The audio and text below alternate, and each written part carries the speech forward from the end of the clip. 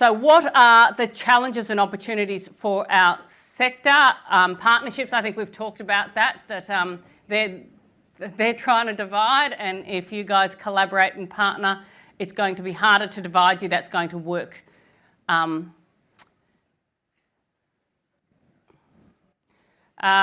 of investment in longevity of employment or employment pathways. And I think a lot of these things connect. It's hard to get staff when you can only guarantee the funding for a couple of months. It just means contract after contract, which of course makes it tricky. And we're also in a world where there are staff shortages everywhere, so you're going to be competing with corporates with funding you probably can't compete with, but you can compete on other ways.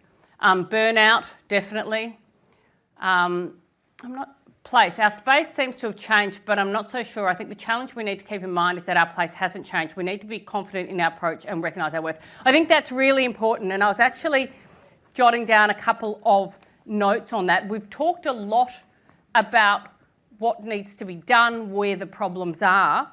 I think it's probably worth also working out that, your positives, if you like, the things you do really well, and build on them as well. The things that need to change are more about the systems around you rather than what you are doing, but there are things you can also be doing better as well, I think, which is important. Limited contracts and salaries due to lack of funding. Yes, funding, staff shortages, low pay. Capacity building, funding comes out. Risk-averse boards of management. Yes. Wages. Now, leadership pathways, though. I mean, if you think that you may never compete against the corporates in wages, leadership pathways and an enjoyable workplace and people feeling like they're doing something that makes a difference, they're stuff that you can compete on, so it's about identifying those. Low pay, poor conditions, burnout.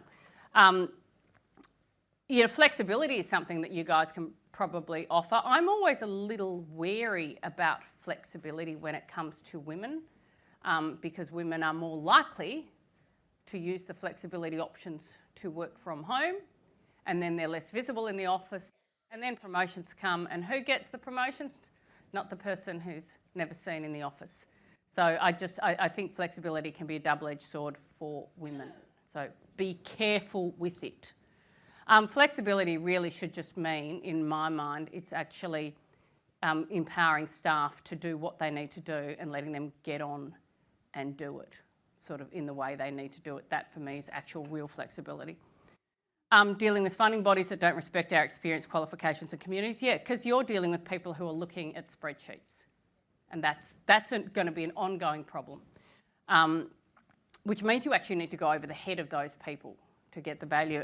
So I was thinking about quite a few things that were being said, which is, this is the opportunity when community's never been more important to build your own supporter army now.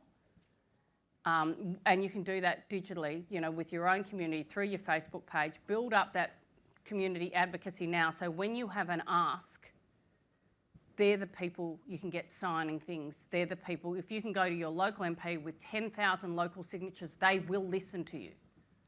So use this chance now to do it. It's really hard to do it, in the middle of things going wrong, but if you can set it all up now, and there's plenty of really good online tools to do that. This is where unions are helpful because they have organising tools.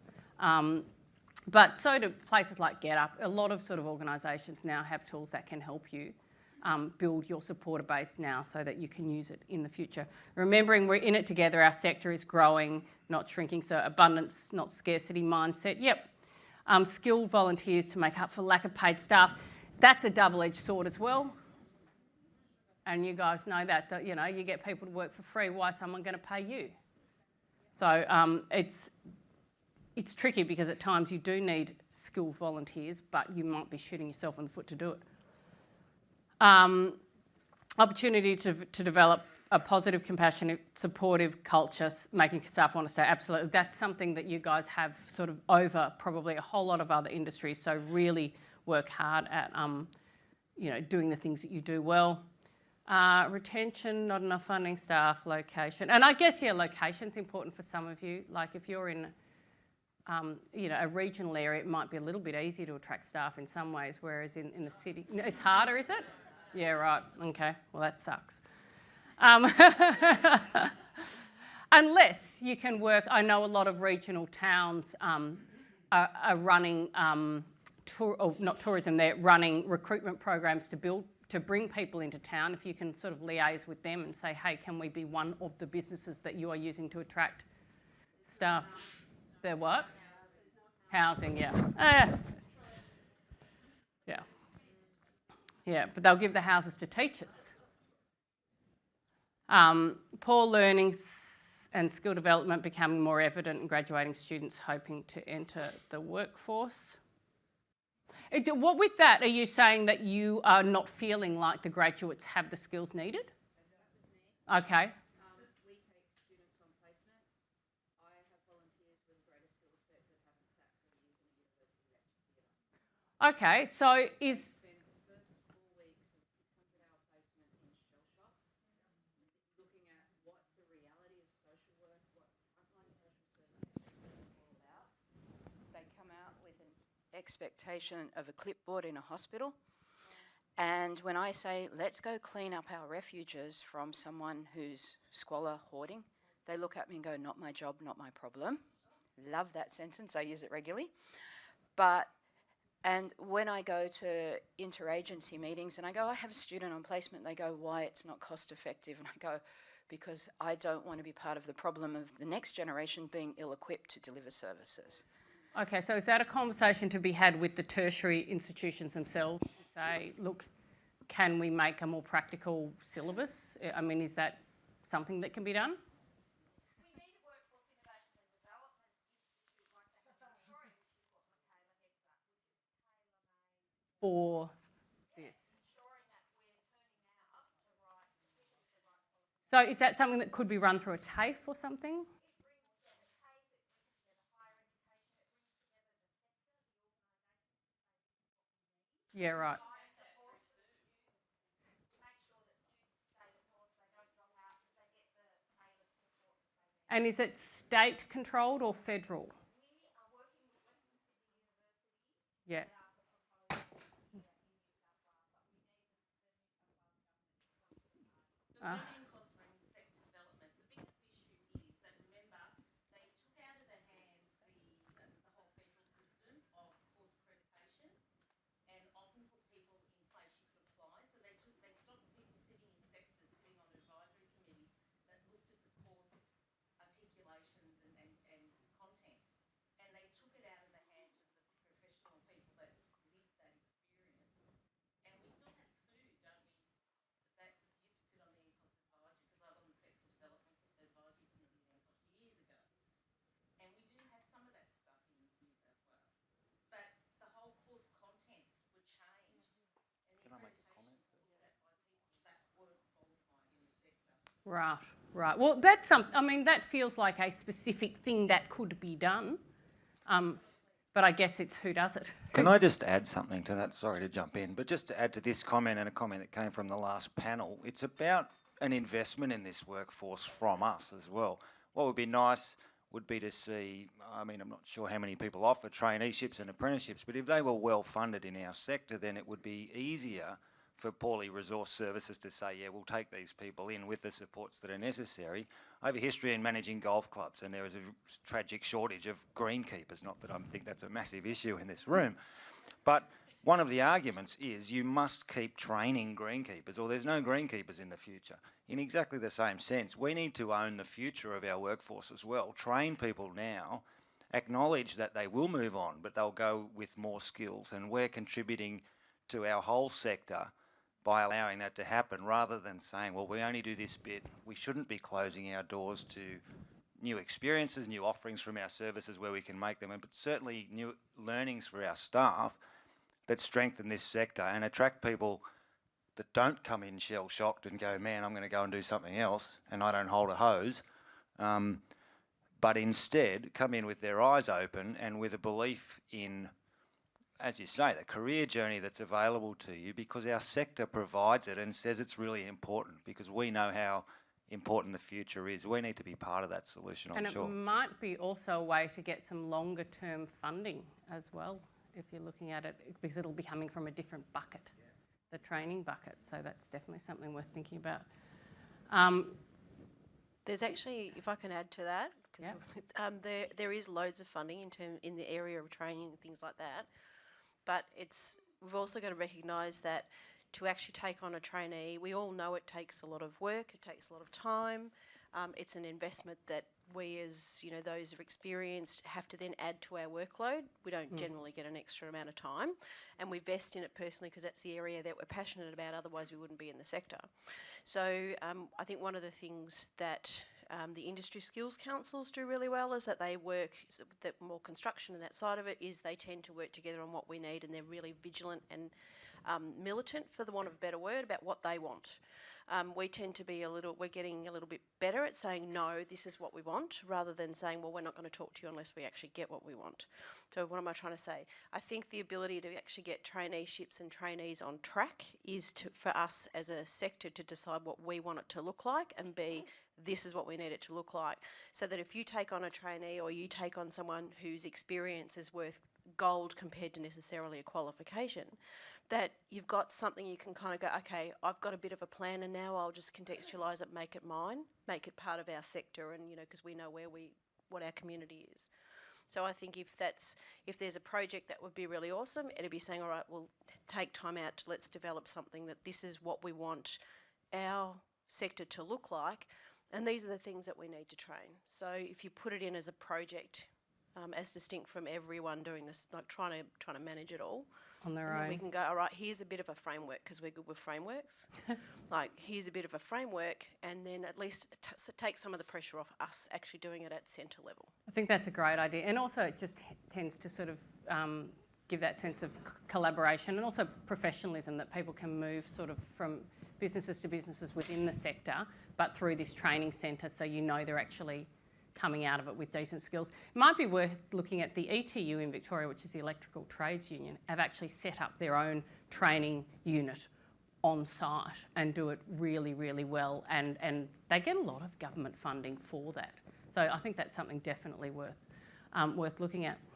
2 people sharing each role in local ACOS, essential to cover services because much of necessary staff leave for sickness, caring duties, funerals, trauma. Yep. Yeah, job share, I mean, it's got positives and negatives, I think, at the moment. I mean, it's not ideal. I think most people agree that job share is not the ideal way to do it, that you'd be better off having one person do a 3-day-a-week job than 2 people do a 5-day-a-week job, but sometimes there's no choice. The kinds of lives we want for our communities, well-supported, financial stability, balanced work and personal life, is what we should seriously aim for a staff. Practice what we preach, yeah. I always sort of, say, you really need to mentor your staff and be there, and then I get into my office and shut the door.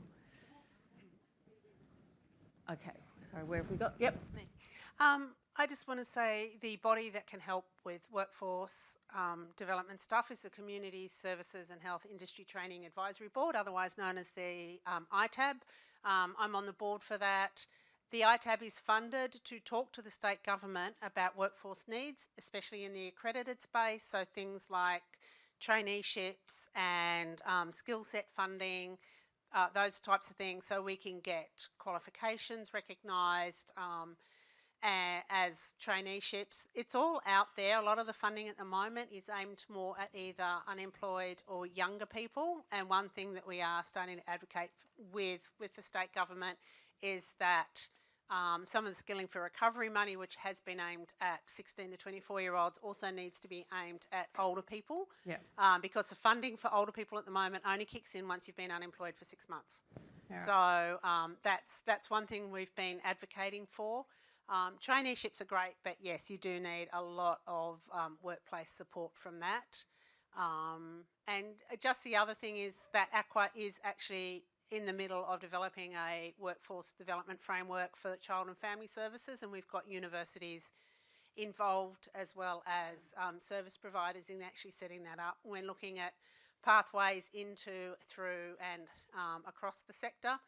And if there's any learnings from that that are relevant outside of just child and family services, which I think there will be, then we'd be happy to make them available to anybody who needed that. If I was living in a regional area and if it was a marginal seat, I'd be talking to an MP about some sort of training area for that, because they know youth unemployment in those areas is so high and they all want to be seen to be doing something about it. They might be a willing audience to sort of be starting something up there as well. Dee, we've got something from one of our regional watch parties at Newcastle. Big shout out to you all.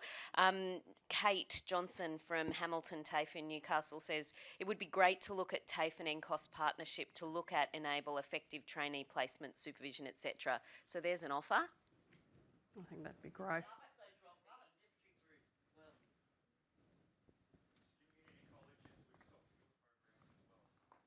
So remember that people online can't hear you if you don't. Engaging with local community colleges as well, and then developing soft skills programs that can also fill gaps with training for staff and so on. I'm currently developing one with Camden Haven Community College, and it's also going to support our class of students who are doing their Certificate 3 in Community Services and Welfare. So it's providing those additional skills that don't come as part of accredited training. Yeah, right. That's great. Better pay, yep. Be honest about the job we want them to do. Yeah, look, I know there's a lot of whinging about millennials and what they don't like to do, but maybe it's because we're not that honest with them in the first place. Yeah, staff housing in remote small towns is a problem. Promote the positives, yes. Better funding so that we can pay staff what they're worth. Bring back quality rather than quantity. It's such a tricky argument because you need bodies at the moment anyway. Funded time for managers to spend supporting staff one-on-one, really, really important. Track all the numeracy records as much as possible. Evidence-based practice, yes. TAFE more support, I agree. Increasing salaries, substantially lower workload so as not to burn out staff within the first 5 years. Limit crisis work to a smaller portion of workload. Yeah, that makes sense. There's only so much crisis work you could do with. We offer more than extra dollars to offer. There will always be someone willing. TAFE more support, promoting our work, our sector. We offer a whole approach, value it. Pay them decently, resilience building in staff, regular encouragement, support staff lived experience, deal with concern in service sectors that workers also deal with. More funding and approachable managers. Funding bodies realising that employers don't stay on the same level of pay year in, year out, and to increase funding each year to meet rises in cost of living. Are your salaries tied at all to cost of living increases? Nope. Yep. And look, I guess, and I disagree with Richard Dennis on this, this is where unions are helpful. Yeah. Because they negotiate for you. Yeah. Yeah. Yeah. They do. So- ASU is good. And I'd also, I know that UWU, which was United Voice, which used to just do childcare, but UWU's a broader, they're pretty good campaigners as well. But, you know, having one union to represent you all, whichever union that is, it is going to give you better outcomes. I'm actually from the ASU, so I'm on the leadership Yep. committee. So I'd like to big plug out there for the ASU. Yep. We actually have the Australian Disability and Community College. So when you become an ASU member, you get access to the college, and they have training, Launchpad online training as well as face-to-face. So I really recommend checking out that. But I know as a sector, the ASU is also brings the workers together under different streams. So there's the youth stream, there's a DV stream, the women's stream. So we are coming together collectively to talk about issues that are happening in the sector. So if you are interested in being in those spaces, come and join the mighty ASU. Yeah, and I'm just a massive fan of unions per se, because also they can help you organise, and you guys need to organise your own communities because they're your best advocates, and the unions will have the tools to help you do that. Don't expect newcomers to to the industry to adjust to the terrible realities. Instead, we need to fix the system. Yeah, we do. We get this in everything. It's like, oh well, I managed to survive on that. You should as well. It's like, no, we kind of want to change things so other people don't have to deal with it. Adequate indexation. Yes. Funding bodies realising that employers don't stay on the same level of pay year in, year out. Yes. Stop treating staff differently. Leadership pathways, flexibility. And Okay, fun. Do you know fun? I think that's really important. I think the industry you're in, the nature of it is it will, it necessarily kind of wear you down. But there's so much positivity in that. So thinking about outlets to share the positive stuff, I think is really, really important. From one of our onliners or watch parties, I'm not quite sure who this one is, Skills Councils and ITABs advocate qualifications for those of us in the community sector workforce. It is not always about full or partial quals. We don't have the time. It is about flexible upskilling, and I think that notion of how do we work with people who are in jobs doing the work but need to keep building their capabilities and skills in a flexible way. Obviously AQUA and CCWT are an important part of that very, sector-focused skills development. But a really important question from one of our online viewers, and just a comment about the need for us to have more responsive upskilling. I think Linda's going to make some comments on that in the next session. Yes. And that was from Shamali. Excellent.